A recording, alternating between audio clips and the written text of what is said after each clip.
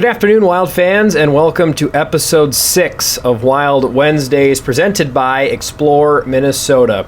Ben Gislason here, joined with Joe O'Donnell. He's the voice of the Wild. I'm the media relations manager of the Wild.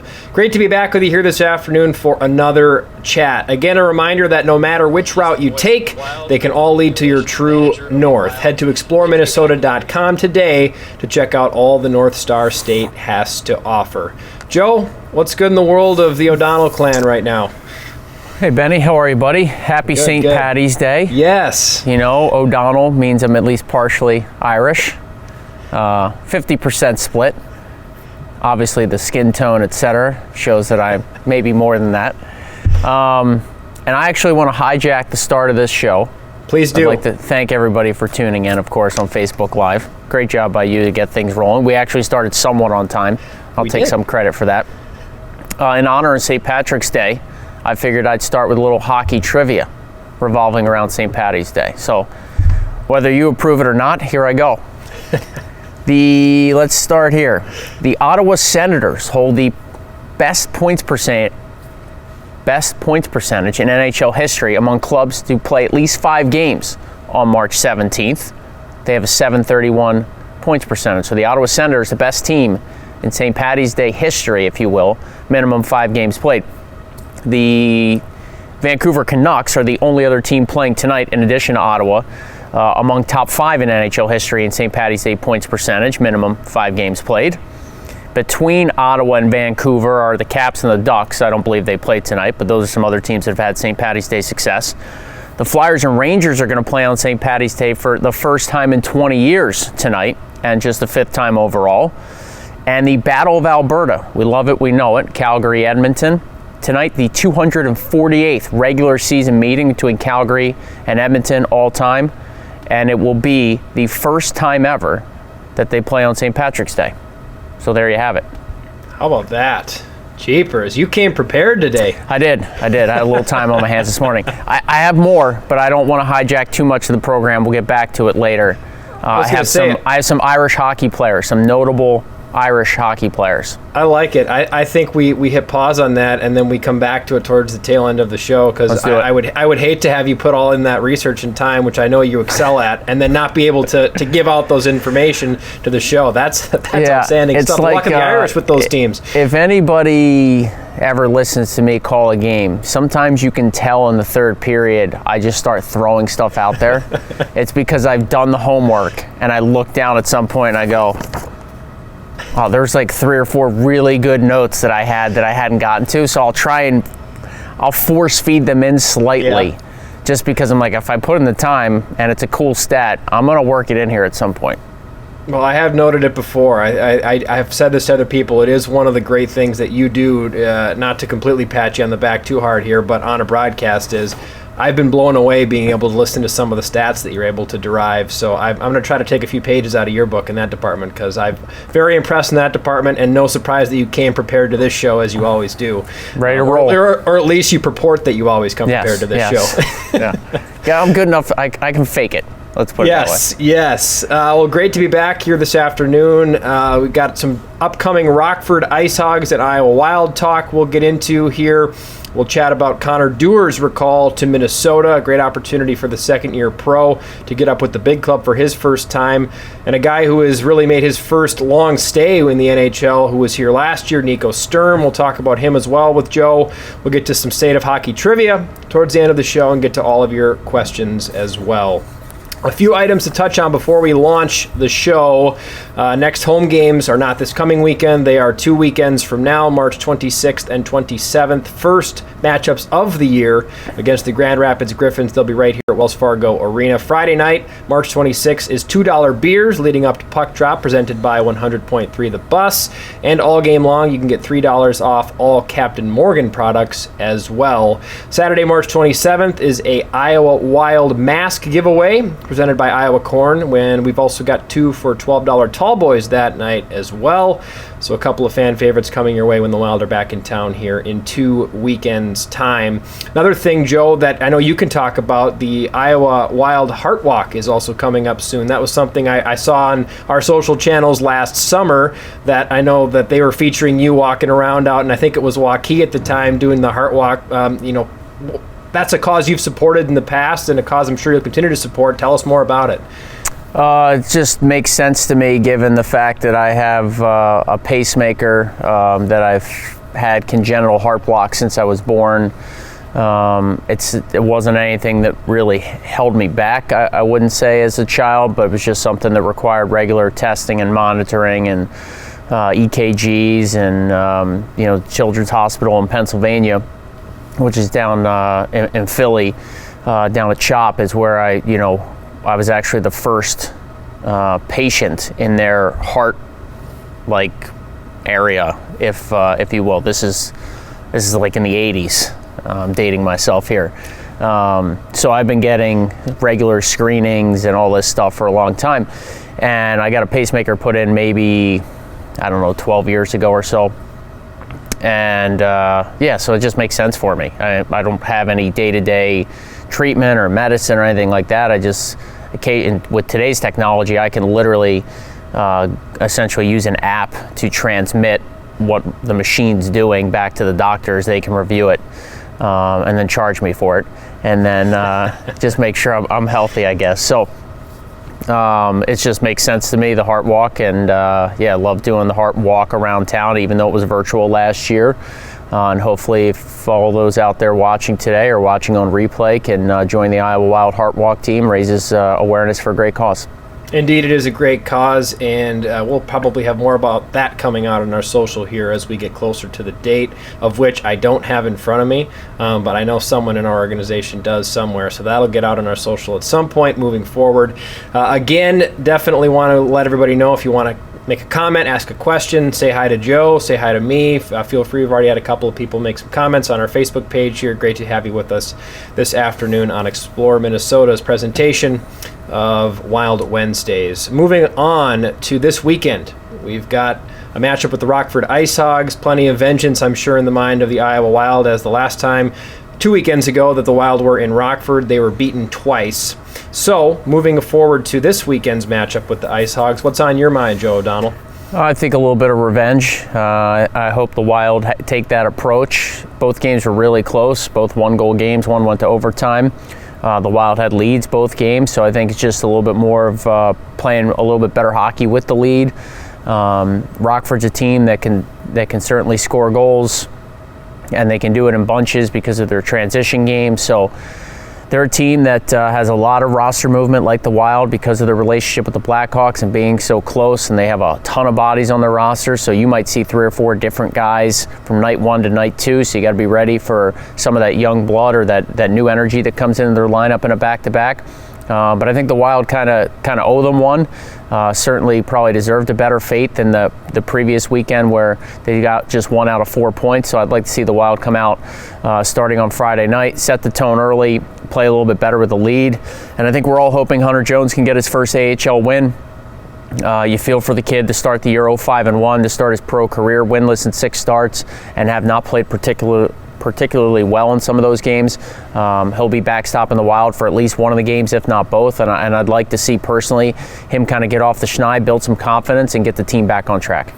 Felt to me on that Saturday game that, in my opinion, it felt like his best performance to date, that 4-0 loss this past weekend to Chicago, and there were some times where it almost felt like a strong performance on the mound without run support in a baseball game. Did you agree with that, or maybe I'm dead wrong? I think he definitely took some steps, some big saves. The key is going to be just a little bit more consistency from Hunter Jones. I mean, right now, there's 38 goaltenders that have played at least 240 minutes, which means they qualify for the AHL goaltending standings, stats, rankings. Out of the 38 goalies that have qualified to play enough games, he's 38th in save percentage. So at just .822. Now, the guy that's right ahead of him is Ilya Samsonov, and he's already gone up and played very well for the Washington Capitals. So your numbers here don't always translate to numbers later in the season or at different levels, etc. I think Hunter Jones is a very talented goaltender. He's a second-round draft pick for a reason. The organization has a lot of faith in him. He just needs to get a win. And if it has to be a 4-3 win, a 5-4 win, a 6-5 win, at some point the Iowa Wild might have to outscore their opponent just to get Jones rolling, just to get him a little confidence. He has made some big saves, some highlight reel saves. But then, 2 minutes later, one goes short side high on him, and it's a goal that kind of deflates the group a little bit. That's just my opinion. And I think that, the recipe is there, the ingredients, I should say, are there. He's just got to put it all together now. I think, to your point, he has taken some steps. You mentioned the Saturday night game. Most nights, if you stop 34 out of 38 as a goalie and you lose 4-3, or maybe your team wins 5-4, you don't look at the goaltender and say, man, he had a rough night.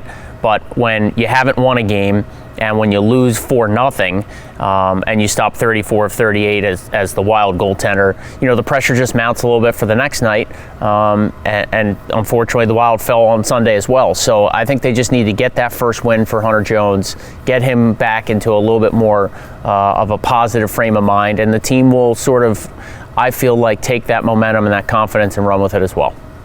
Well, we're going to talk soon about a team that has had no problem winning recently in the Minnesota Wild. But before we get there, Joe, I wanted to bring up Connor Dewar, who's a guy that you and I have talked about a lot this season.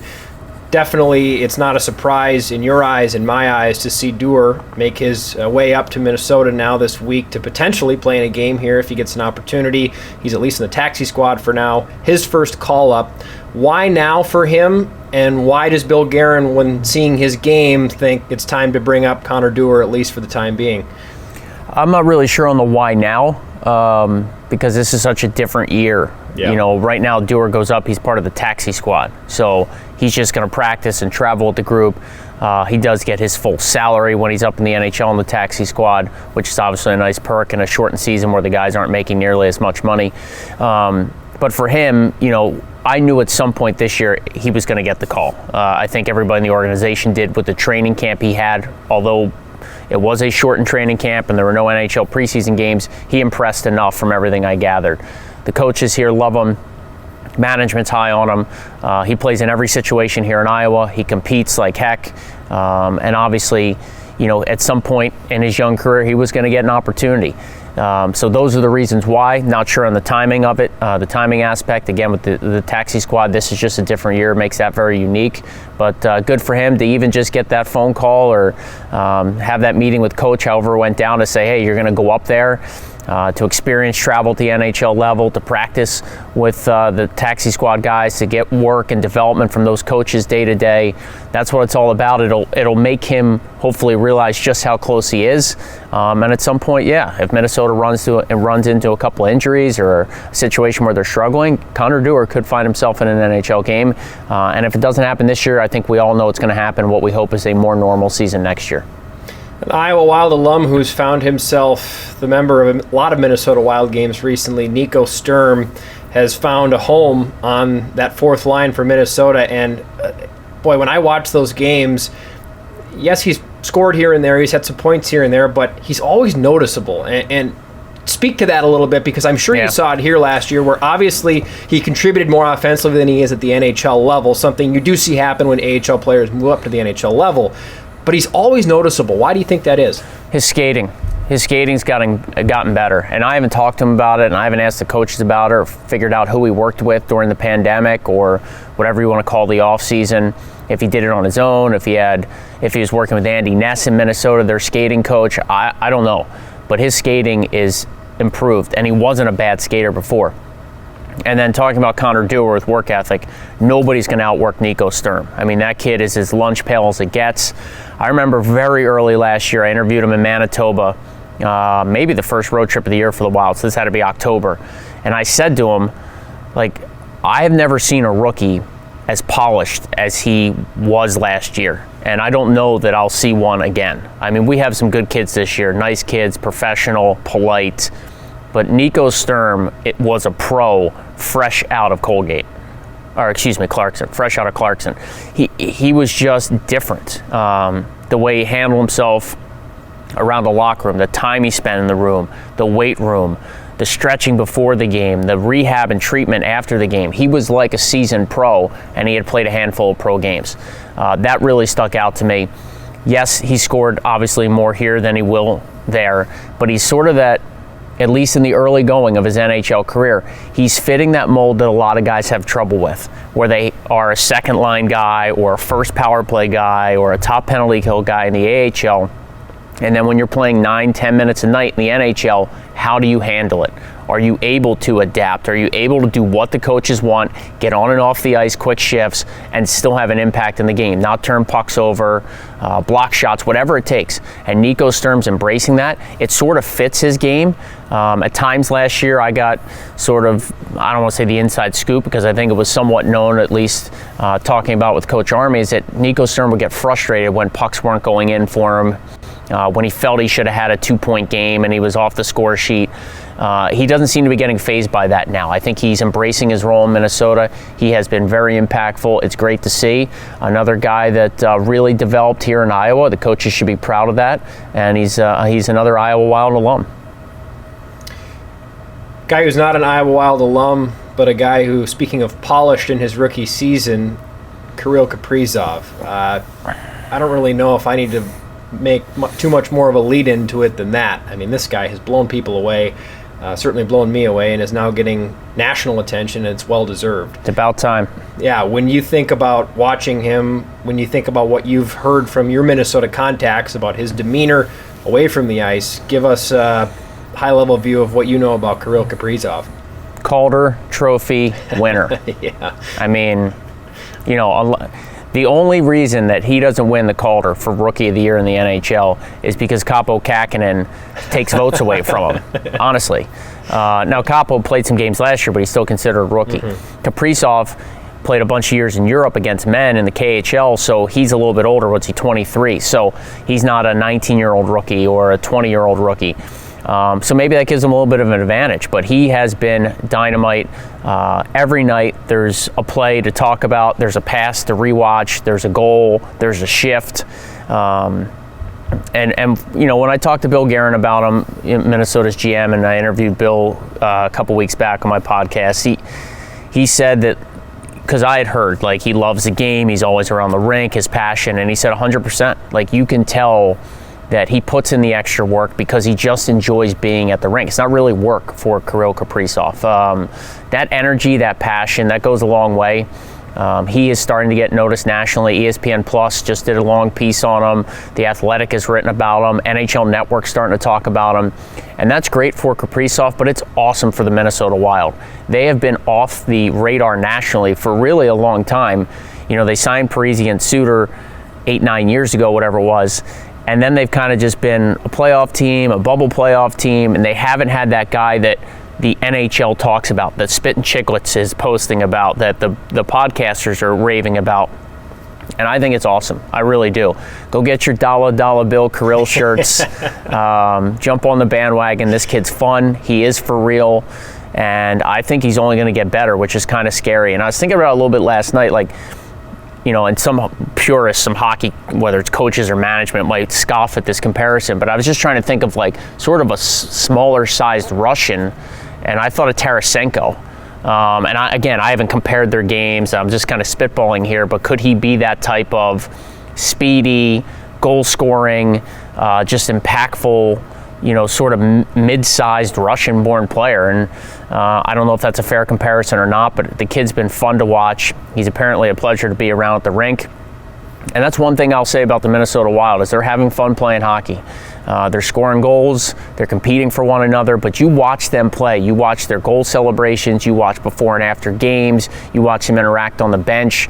They look like a team that is not only bought in, but they're having fun, and that goes a long way.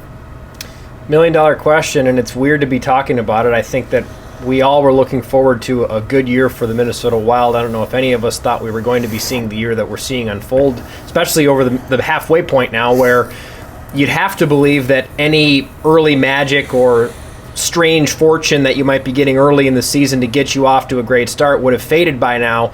I think you used the word for real with Karil Caprizov, and it seems like this Minnesota Wild team is indeed for real. They are not a flash-in-the-pan team. They're not going to rattle off a 7-8 game win streak and then just go in the tank. Now, things might go down a little bit before the playoffs. It does happen to teams, but it doesn't seem like a team that's going to drop off the deep end and go back to earth. They're where I think they should be right now. The million-dollar question to me is, and I'd be curious your thoughts, Joe, are they a Stanley Cup contender in your eyes? I mean, I think that they're, I don't want to say a sleeper because they're, at the top of the Honda West division, basically. Mm-hmm. I think they're a team that you certainly, need to keep your eye on if you're just a fan of the game and you're going, typically you look at, you've got your 2 or 3 top teams in each conference, and then you're like, who are those other teams that could really cause some trouble in the playoffs? And I think Minnesota right now is one of those teams. Now, when it's all said and done, we might look at them as the number 1 seed and go, wow, this team's for real. They can compete with Vegas and Colorado and those top teams in the West. A couple things jump out to me about Minnesota. They got off to a pretty good start.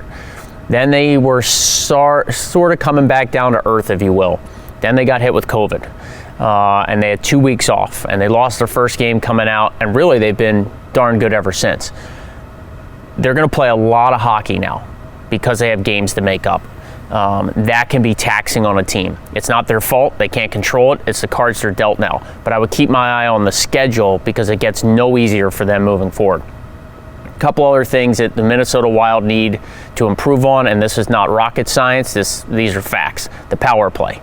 Okay, it's dead last in the league. It's been talked about ad nauseum. It's got to get better. It will get better because it can't get any worse. And the face-off circle. Minnesota went into this year without a lot of natural centermen. They had guys that had the versatility. This was not a secret. On paper, everybody knew it. And their face-off percentage is 27th in the league at 46.5% going into today. Can you hide that for a while? Can you get by for a while? Yes. But if you want to win a Stanley Cup championship, you got to be better in the face-off circle so you're chasing less pucks and you have more zone time, more possession time. And on top of that, you need a power play that's better than like 8% or whatever they're at. So those are 2 things for me, in addition to this taxing schedule with not a lot of days off. Can they find a way to improve in the face-off circle, whether that's making a trade and getting other pieces that help? I don't think Bill Guerin's going to stand pat if he has a team he feels like can possibly win it all this year. My opinion would be he would look to make some moves. So the face-off circle is going to be key, and then obviously the power play. They improve in those 2 areas. They're as good as anybody in the National Hockey League. They gave up the fewest high-danger chances, I believe, in the league last year, or close to. Their save percentage in those areas lacked. So they went out and got Cam Talbot, who does exactly that. He makes every routine save you're supposed to, analytically speaking, or at least he did in his, on his resume. And Kaapo Kähkönen's been lights out. When you have 2 goalies that are rolling, you're not giving up a lot of chances. All you need is 3 every night, and you're probably going to win. That builds a lot of confidence for a team, makes you a very tough team to handle. And to piggyback that, Joe, when I think back to some of the playoff series the Wild have had, Colorado Avalanche series, going up against some very high-end clubs in the past 5-7 years here, where they haven't been able to really put that firepower together to get over the hill on some of those higher-end teams. Yeah. All of a sudden, they've got that guy now. The guy that if you do manage to limit scoring chances, get a few big saves, you're late in a 1-1 game and you just need somebody to make a play that nobody else can make. I don't know if the Wild had that player before. It seems like now they do. So, the tipping point has definitely come, and it's an exciting time to be a Wild fan, staff, employee, you name it. It's a fun time to be a part of this organization and to watch this organization. And in addition to Kaprizov, Benny, Fiala has become one of those types of players, and you're seeing that next step from Joel Eriksson Ek and Jordan Greenway, guys that we were kind of waiting as a Minnesota fan to see them become more reliable. And they just seem to have good chemistry and good depth. And one night it's Hartman and Foligno scoring, and then you got Zuccarello scoring. Marcus Johansson's getting close to returning from injury. This is a team that has, again, sort of that right mix and buy-in risky, I don't want to say risky signings, but guys that you were hoping to get a change of scenery and upside for, like a Bukestad and Bonino, and they're finding ways to chip in at different times. Ian Cole was a nice addition mid-season on the trade market from Bill Guerin, and Minnesota's playing great hockey. I mean, they're a fun team to watch, and there are a number of years where Wild fans probably didn't feel that way. Speaking as a Wild fan in my youth, I can say that with an honest answer, that's for sure. And it's a fun time to continue to be a part of that fan base and a part of that organization. And also, we're talking a lot about state of hockey. Let's talk about some Explore Minnesota State of Hockey trivia. A little bit of a personal trivia question today for me. One thing I learned from our friends at Explore Minnesota is that Minnesota has more golfers and golf courses per capita than any other U.S. state. I did not know that. Lived there most of my life. Did you know that, Joe? No, but I would say, it's shocking because of the weather. I know. If you were like, they have more ice fishermen than anybody, any other state, I'd be like, obviously. They probably do. Yeah. So I've thrown out a question here today. 2 tickets to the March 26th game versus Grand Rapids. Name a golf course in the state of Minnesota that I have played. The odds are pretty good because I play a lot of golf. Poorly, but I do play a lot of golf. So if you can name a golf course in Minnesota that I have played, you can get your hands on 2 tickets to March 26th game versus Grand Rapids. Joe, are you a golfer? Negative, Ghost Rider. Not even close. Not even close? Do you partake in any team golf events just to get out on the links and enjoy, or do you steer pretty clear of those? No, unless I'm asked to MC them, and I usually try and pass the buck to somebody else. Hint, hint. Oh, boy. I generally avoid golf in all forms and fashions. Now, if I'm just in the cart for a few hours, hanging out, enjoying some beverages, that might be one thing. Well, again, the question is name a golf course. Just start naming golf courses, and you're bound to get one. As we get towards the end of our show, again, the Wild are back here on March 26th and 27th. Want to remind all of our fans that the Bud Country Club will be open for that weekend. It's been open all season. Wonderful fan showings this season. We're looking forward to keeping that rolling as hopefully we continue to return back to closer to normal than I think we've been at any point in our recent memory right now. And it seems a few times as we look out over the press box over these last few games, you almost kind of forget what's going on outside the arena from time to time with the fans in the building and the loud atmosphere. But if you want to come out to a game and check out the Bud Country Club, you can get a premium ticket to the game in our premium space, The Loft, overseeing every minute of the action. It's also got all-you-can-eat menus that rotate between burgers, pulled pork, pulled chicken, sausage grinders, hot dogs, and nachos. Also, all-you-can-drink adult beverages from Budweiser, Bud Light, also Coca-Cola products and water. And that starts at $45. Those game prices do vary from game to game, but $45 right around there. Keep that in mind. All ages are welcome, and you must be 21 plus to drink. Haven't seen any answers to my question yet. I don't mean to stump people with these, and I've only stumped people one other time, and I don't think you were on the show. I think it was 3 weeks ago, Joe. But we'll see if anybody can get to that. But as we get towards the end of our show, Joe, in conclusion, what are you looking forward to most about this weekend in Rockford, aside from, of course, the bus trips that I know you love so much? Just to get back in the win column. There's nothing like calling a win. There's nothing like being around a group that is winning. Again, the team's been very upbeat despite being winless in 5. You wouldn't walk in the locker room and know it. Guys aren't grumpy. Guys aren't complaining. But I know how bad this team wants to win, knowing the veteran guys that have been around here, the young guys that have brought their compete level. You know, I think this team deserves a better record probably than they have right now. I expect them to have some success in Rockford, get back in the win column. Headed over to some comments on our Facebook feed here as we wrap this up. A bold comment from one of our fans. I'm not going to say his name because it's a bold move. He told us that he's going to be proposing to his girlfriend at the game on March 27th. I'm like, I hope she doesn't tune into this. Not that we don't want her on the show, but that's bold move. That was my reaction as well when I saw that come across. So. Yeah. obviously great news. I mean, we're super excited for him, but we just hope that the cat doesn't get out of the bag on that one. Early congratulations. We'll take one less viewer in order to keep that secret safe. Yes, indeed. Hey, I got a couple more St. Patty's while you're scrolling through the comments. Again, it's the third period here. I got to dump all these on you. The Toronto St. Patrick's won the 1922 Stanley Cup. Now, that was the third name of the Toronto franchise. Imagine a franchise just changing names, although I guess that's what you did back in the day until something really stuck. So the third name ever of the Toronto franchise was the St. Patrick's. They won the Stanley Cup in 1922. I was not born then. They settled on the Maple Leafs in 1927. So there you have it. Got a couple Irish hockey players for you. Owen Nolan was born in Belfast. Really? Moved to Canada very early in his life, but he was born in Belfast. He, of course, the famous pointing at Dominic Hasek, the shootout move. Benny, you were probably still in diapers then. Brendan Shanahan, another player, great NHLer, Hall of Famer with some Irish descent. Terry O'Reilly, which then made me think, of course, of Cal O'Reilly, his brother Ryan with the Blues, but Callahan Patrick O'Reilly, one of the biggest goals in Iowa Wild history. They got to have some Irish blood in them.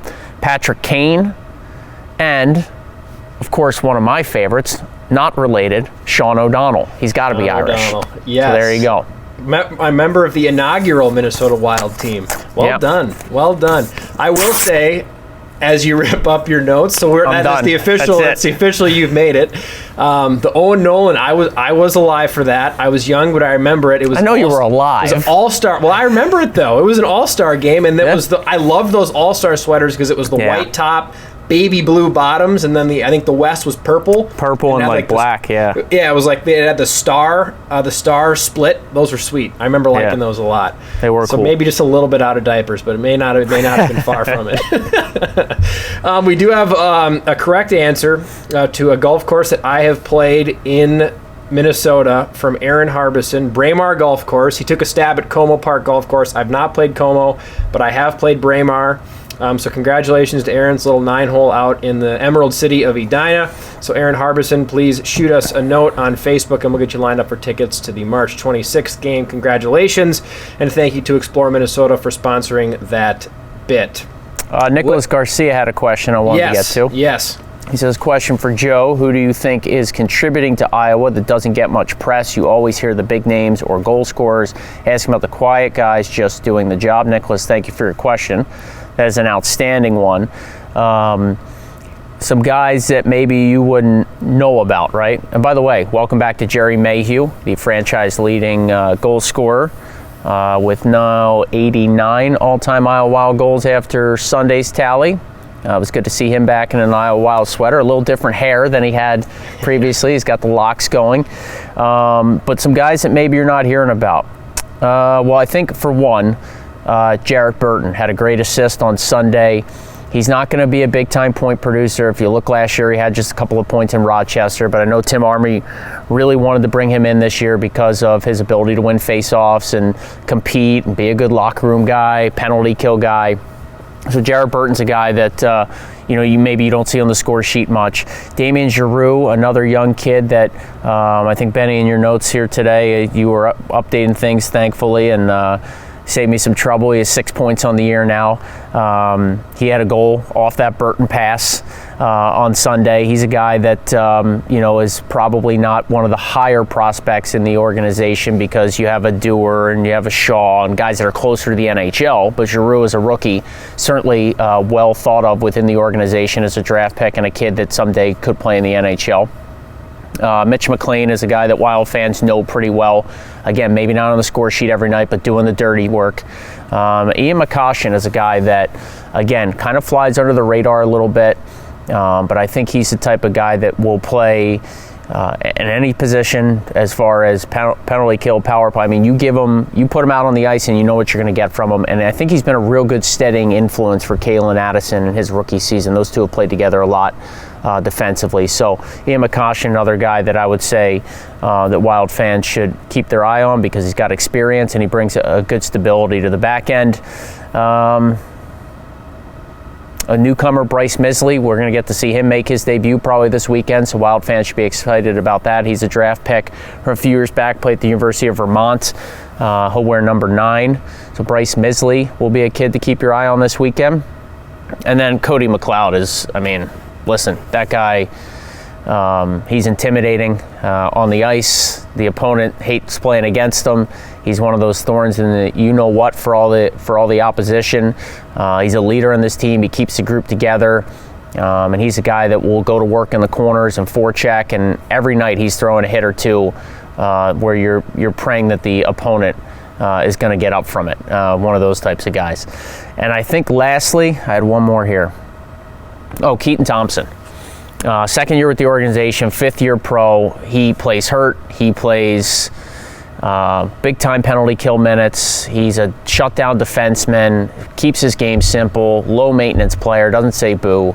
But another guy that, again, you might see him on the score sheet a handful of times throughout the year, but he eats up big minutes on the back end and is a guy that's well-liked in the room. So another guy that I would kind of give a stick tap to as far as being under the radar, but certainly a big part of the team.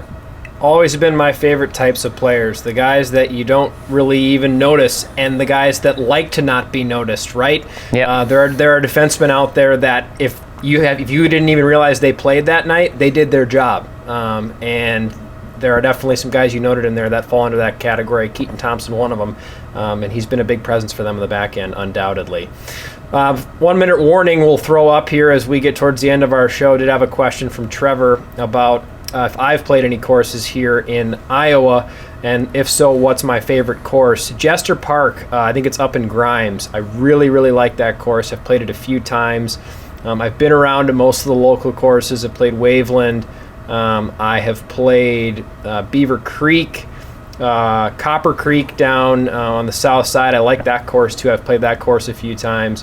But yeah, we try to get around. My dad's a big golfer, and he realizes that he can't play in Minnesota nearly as early or as late as we can play down here. So he makes frequent trips down in the spring and the fall. Sometimes even just if I can't play, he'll just come down to play golf because he knows he's got a place to stay. But there's some beautiful courses around here for sure. But yeah, Jester Park is my favorite for sure. Anything to add, Joe, before we put a wrap on episode 6? No, good job as always, buddy. Appreciate it. I think we said today was going to be 20 minutes, and here we are at 40. Yeah, well, I just thought, when a team's not having a lot of success on the ice, there's probably less to get to, but talking Minnesota, talking some St. Patty's Day, and getting some good questions from our viewers, ended up rolling this thing probably longer than we expected, so appreciate it. Thanks for everybody for tuning in. Yes, appreciate you, Joe. Thank you for your time, and thanks to all the fans who tuned in. Indeed, a big best of luck to our fan who is proposing at the game coming up. Again, we're going to leave his name out of it. But thanks to everybody for tuning in. We really enjoyed having you. We'll be back next week. Until then, he's Joe O'Donnell, and I'm Ben Gislason, and this has been Wild Wednesdays presented by Explore Minnesota.